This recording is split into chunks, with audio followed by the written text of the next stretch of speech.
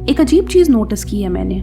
कुछ सबसे इंटेलिजेंट लोग जिन्हें मैं जानती हूँ आज लाइफ में स्ट्रगल कर रहे हैं, और फिर कुछ ऐसे लोग भी हैं जिन्हें देखकर लगता है ये कैसे सक्सेसफुल हो गया।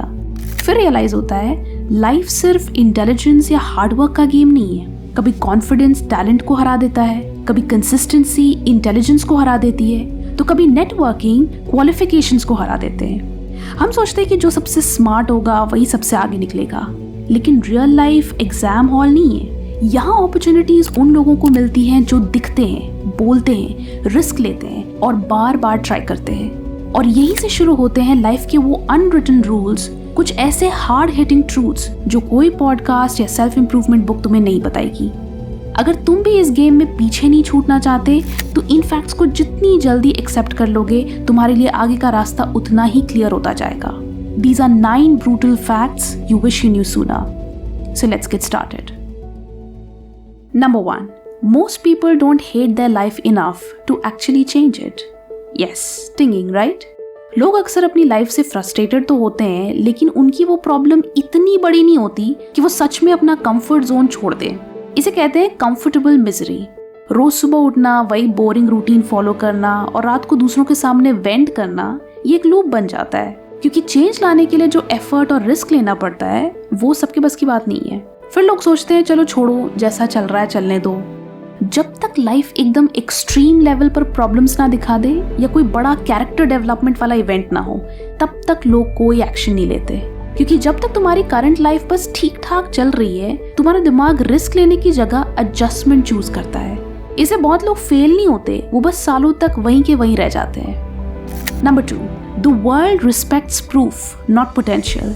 बचपन से हमें पोटेंशियल के लिए प्रेज किया जाता है। ये लड़का बहुत इंटेलिजेंट है, ये लड़की बहुत आगे जाएगी, तेरे में बहुत पोटेंशियल है। एक कड़वा सच बताऊं, किसी को कोई फर्क नहीं पड़ता। द वर्ल्ड डजंट पे फॉर योर हिडन टैलेंट और what you could become, it only cares about what you have actually done. Potential बिना एग्जीक्यूशन के जीरो है। पोटेंशियल सिर्फ एक आइडिया है, और आइडियाज किसी के भी पास हो सकते हैं। सोसाइटी, मार्केट और लोग सिर्फ रिजल्ट्स को अप्रिशिएट करते हैं। भले ही तुम्हारे पास बेस्ट बिजनेस प्लान हो, लेकिन जब तक तुम उसे लॉन्च नहीं करते तब तक तुम्हारी वैल्यूएशन जीरो है।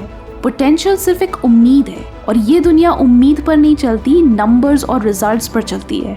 इसलिए बहुत सारे लोग गिफ्टेड किड्स से एवरेज अडल्ट्स बन जाते हैं, क्योंकि वो अपनी आइडेंटिटी पोटेंशियल के अराउंड बना लेते हैं, एक्शन के अराउंड नहीं। इसलिए पोटेंशियल का रोना रोना बंद करो और प्रूफ कलेक्ट करना शुरू करो। Talk less, execute more, let your results do the talking.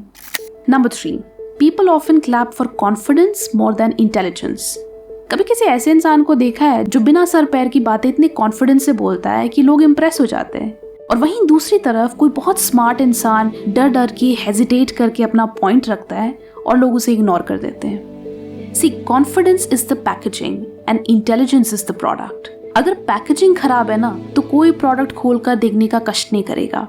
सुनने में अनफेयर लगता है, पर लोग इतने फ्री नहीं है कि तुम्हारी शर्म या हेजिटेशन के पीछे छुपे तुम्हारे जीनियस को ढूंढेंगे।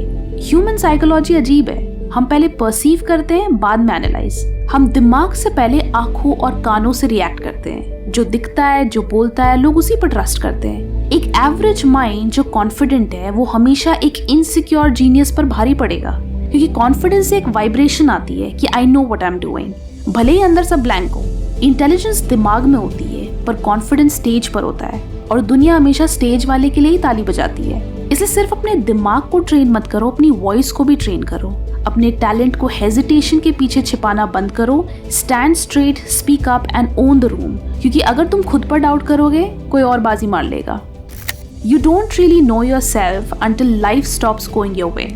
जब सब कुछ प्लान के मुताबिक चल रहा हो, एग्जाम्स में ठीक ठाक नंबर आ रहे हैं, व्यूज आ रहे हैं, लाइफ स्मूथली चल रही होती है, तो पॉजिटिव रहना आसान है। तब हमें लगता है कि हम बहुत स्ट्रांग है, बहुत ब्लेस्ड है, लेकिन एक्चुअली में वो तुम्हारी असली पर्सनालिटी नहीं है, वो बस एक अच्छा फेज है। तुम असलियत में कौन हो ये तब पता चलता है जब तुम्हारा सबसे बड़ा प्लान फेल हो जाता है, जब ब्रेकअप्स होते हैं, जब रिजेक्शन मिलता है, और जब हर एक चीज तुम्हारे अगेंस्ट जा रही होती है।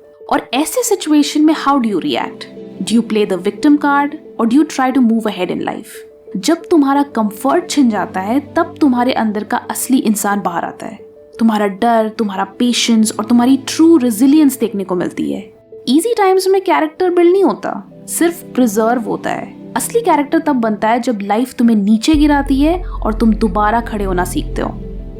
Number 5, being easily offended is a massive comparative disadvantage. आजकल बहुत लोग क्रिटिसिज्म और डिसरिस्पेक्ट में फर्क ही नहीं कर पाते। किसी ने डिसएग्री कर दिया, ऑफेंडेड। किसी ने क्रिटिसाइज कर दिया, पर्सनल अटैक। किसी ने ब्लंट फीडबैक दे दिया, टॉक्सिक। लेकिन रियल वर्ल्ड तुम्हारी फीलिंग्स के अराउंड ऑपरेट नहीं करता। कॉलेज में, जॉब में, बिजनेस में, रिलेशनशिप्स में लोग तुमसे डिसएग्री करेंगे, तुम्हारी मिस्टेक्स पॉइंट आउट करेंगे, कभी कभी गलत भी समझेंगे। और अगर हर क्रिटिसिज्म तुम्हारी आइडेंटिटी पर अटैक जैसा फील होने लगे तो तुम तो चैन से बैठ ही नहीं पाओगे। दुनिया तुम्हें थाली में सजाकर वैलिडेशन नहीं देगी। लोग जज करेंगे, ट्रोल करेंगे और कुछ बिना मतलब पंगे लेंगे। So be a little thick skinned. Stop expecting the world to be nice to you. True power इसमें नहीं कि कोई तुम्हें कुछ नेगेटिव ना बोले। असली पावर इसमें कि कोई तुम्हें कुछ भी बोले, तुम्हारा फोकस एंड काम इंटैक्ट है। You know who you are. If you think you're good, there's no need for you to prove yourself to others. But if you think you can be better, then work on that without bringing your ego in between. Number 6.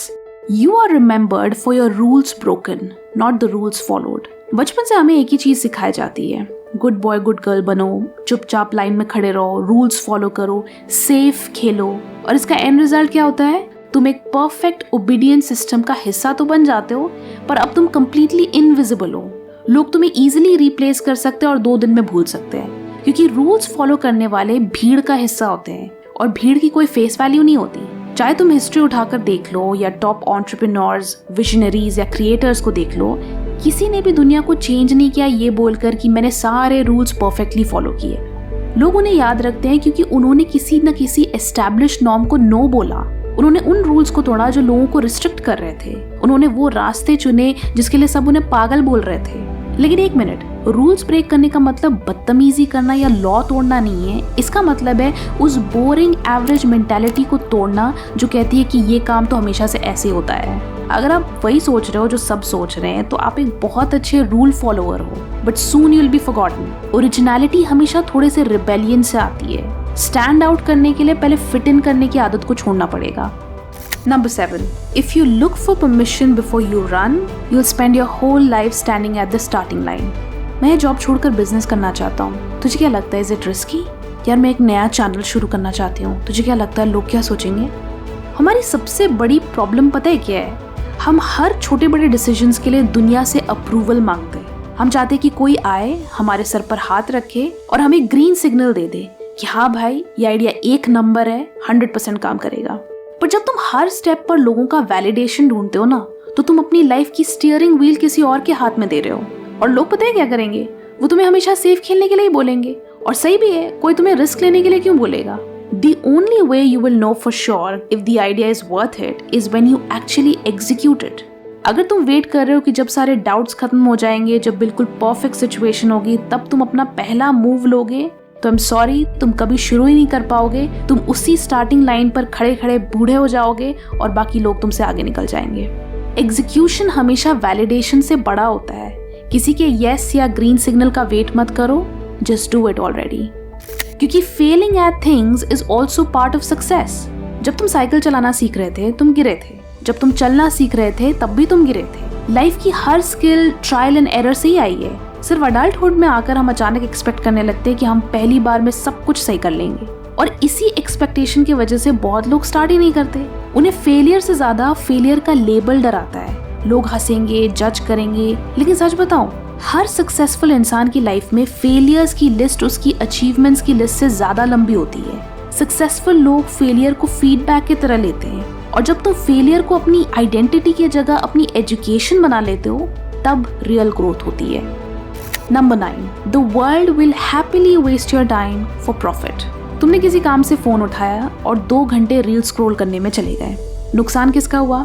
सिर्फ तुम्हारा। और तुम्हारा नुकसान किसी और का profit बन गया। हर एक नोटिफिकेशन, हर एक इन्फिनिट स्क्रॉल और हर एक ऑटो प्ले बटन कोई कोइंसिडेंस नहीं है, और ना ही ये तुम्हारी कन्वीनियंस के लिए डिजाइन किया गया है। It's engineered by billionaires and algorithms जिनका सिर्फ एक ही मकसद है, तुम्हें स्क्रीन से चिपका कर रखना ताकि वो तुम्हें एड्स बेच सके। The world doesn't care about your goals, your careers or your mental health. एक एंटरटेनमेंट ऐप के लिए तुम एक एक्टिव यूजर हो, एक फास्ट फूड डिलीवरी ऐप के लिए तुम एक इम्पल्सिव बायर हो और एक रिटेल वेबसाइट के लिए तुम एक कंज्यूमर हो। तुम जितना ज्यादा टाइम और अटेंशन इन्हें दोगे उनकी वैल्यूएशन उतनी ऊपर जाएगी। प्रॉब्लम ये नहीं है कि कंपनीज तुम्हारा टाइम वेस्ट कर रहे हैं, प्रॉब्लम ये है कि तुम उन्हें ये काम हैप्पीली करने दे रहे हो। इस रियलिटी चेक को जितनी जल्दी समझ लोगे उतना आसान होगा तुम्हारे लिए अपने फोकस को बचाना। Stop donating your growth to companies that only see you as a number on a chart. Be mindful of where you invest your time and energy. Ask yourself, is it helping you with your growth or is it keeping you stuck in life? इस video का मकसद तुम्हें motivate करना नहीं है बल्कि नींद से जगाना है। रियल लाइफ टेक्स्ट बुक से नहीं, इन्हीं ब्रूटल फैक्ट से चलती है। कमेंट्स में बताओ इनमें से किन फैक्ट से तुम 100% रिलेट करते हो। We'll see you in the next one. Until then, stay focused.